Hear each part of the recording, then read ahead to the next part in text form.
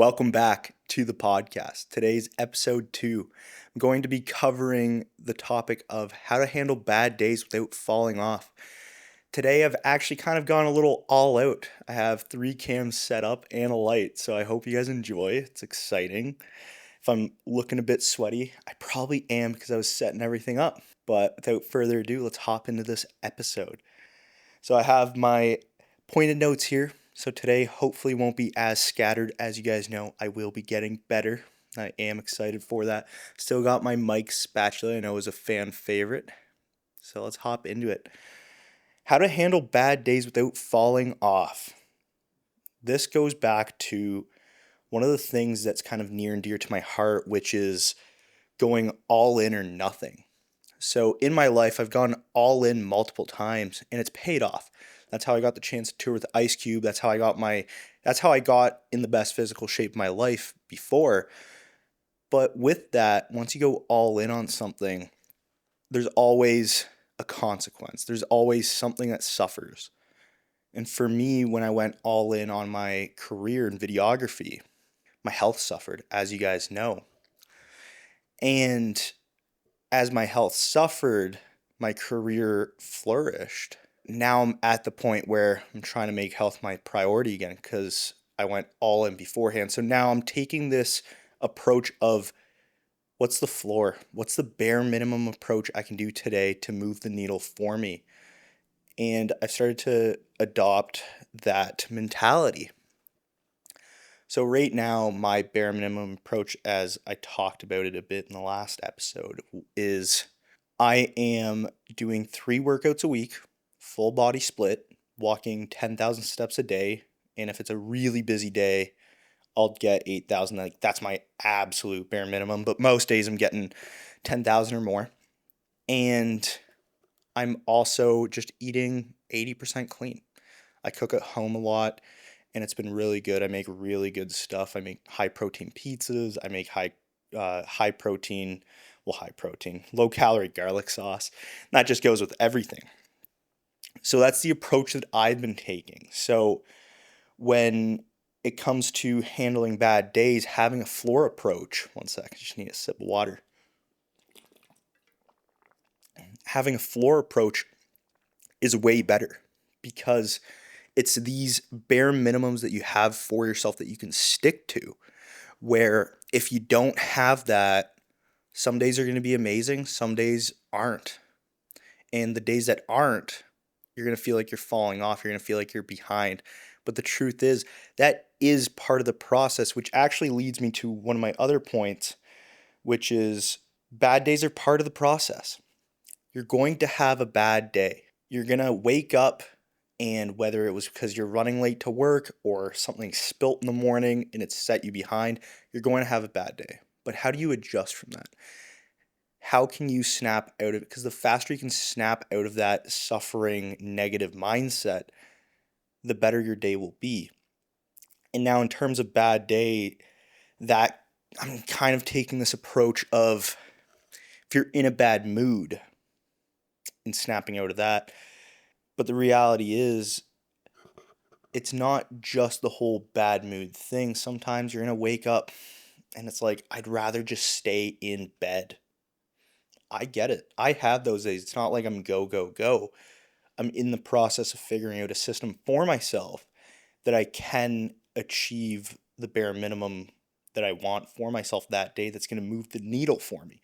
It all goes back to the floors and not going all in, because when you go all in, when you restrict so heavily, it's like when people start a diet so they can go on vacation and lose 20 pounds, they lock in on that diet. They go on vacation, they come back, they gain the weight back. Why? Because they didn't build a system for themselves. They didn't build floors. They just went all out. They went all in on it because they knew they needed to lose X amount by this date so they can go on vacation, quote unquote, look good.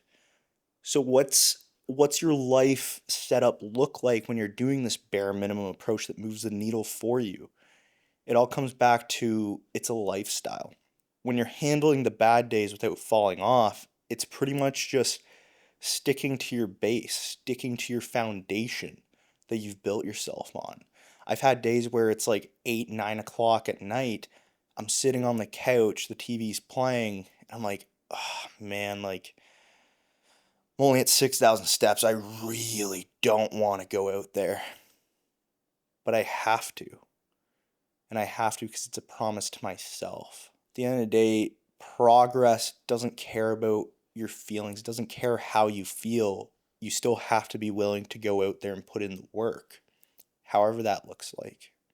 It might just be going out there and doing the bare minimum, literally just convincing yourself to go out there and walk around the block for 10 minutes. And once you're out there, now you've built momentum. Now you'll continue. You've already done the hard part, which is getting yourself out there. You've already done that. You'll probably stay out there and finish off those steps and maybe do more. That's just how it works. Like, think back to a time in your life that you really did not want to do something. Maybe it was an assignment. Maybe it was going to the gym. Maybe it was not wanting to go for that walk. And you finally started. And then you just started flowing. It all felt like it was just coming together. You finished that assignment, you finished that workout, you finished that walk, and you're like, that was actually pretty fun.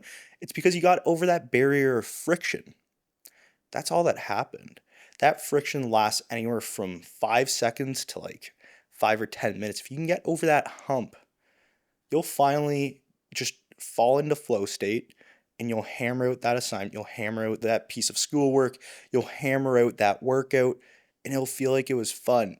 And it's a really crazy thing because we build this idea up in our head that, oh man, I really don't want to do this. I really don't want to start this assignment, but now I have pressure because I procrastinated and I need to get it done because it's due tonight, which don't even get me started about today's world. There's no consequences in college for handing anything in late. It's wild, but who cares? That's not what I'm talking about today. It's kind of fun having these 3 cameras because I can just look at any cam I want. But sorry, a little distracted back to my point. It's just that friction. So getting over that friction just to start. And it really is important to just get over that friction. That's what will lead into flow state and actually enjoying it. And in terms of actually achieving your goals, this isn't part of today, so maybe I shouldn't touch on it because then it's going to feel scattered because I'm bouncing around on ideas, but I'll just touch on it briefly. Classic me. That idea actually just flew right out of my head. So don't mind me. I'm going to take a quick sip. Moving on, bad days are just part of the process. No day's going to be perfect, which goes to stop chasing perfect days. You're not going to consistently have perfect days, and that's okay. That just means that you're actually normal and you're a human. That's all that means. So stop chasing perfect days. Once you stop chasing perfect days and you just let imperfect action lead you, your whole life will change. And this doesn't go for just weight loss. This doesn't just go towards filming content.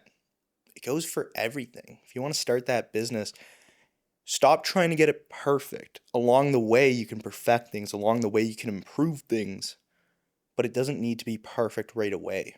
And as soon as you understand that and change your vision around that, your life will flourish because you're going to put yourself out there. You're going to put way more reps in because this goes back to the whole idea of you have a class of photographers. Half the class, you tell them, by the end of the semester, I want you to produce the best photo. You just need to hand in one photo, aka it needs to be perfect. So that class spends this whole time of just trying to figure out the perfect composition, the perfect concept, the perfect idea. They've put in no reps because they have time. They don't need to do it right now. And then the other half of the class, you tell them, you just need to hand in as much volume as possible. The half of the class that hands in as much volume as possible is going to do way better than the perfect composition, the perfect photo. Because they've put in so many reps, you're going to get to the point that they're producing perfect photos because they've just practiced so much. You can talk about theory, you can talk about all these ideas, and ideas are great, until you execute them. I think that quote's from Gary Vee. I heard that like years ago. I love Gary Vee. But ideas are great until you execute them. And that just goes with imperfect action, just showing up. Showing up when days aren't perfect, showing up when days are quote unquote bad. That's how you handle them, by just showing up on to the next, on to the next. Stop overthinking every little thing. It's just on to the next. Like the other day, I had ground coffee go all over the place. And I'm like, okay, clean it up, we're good. Then, literally 10 minutes later, a Diet Coke exploded in my fridge. I was livid. I cleaned it up though, and it probably took me 10 minutes to really get over it so I can move on with my day, but it pissed me right off. No day's going to be perfect. Little things like that stack. And when small things stack, everyone has a boiling point. You're going to explode. And for every person that looks different. For me, my tolerance is way higher than it ever was. But when I hit that point, I might just get it out of me and then I move right on. That's the point that I'm at. But before, I'd bottle it up, and I'd carry it through the day. Why am I carrying that? It's so heavy. There's no point of carrying it. So just move on. One little thing happened, move on to the next. It's not that deep. You just need to move on. So we've covered so far all in or nothing.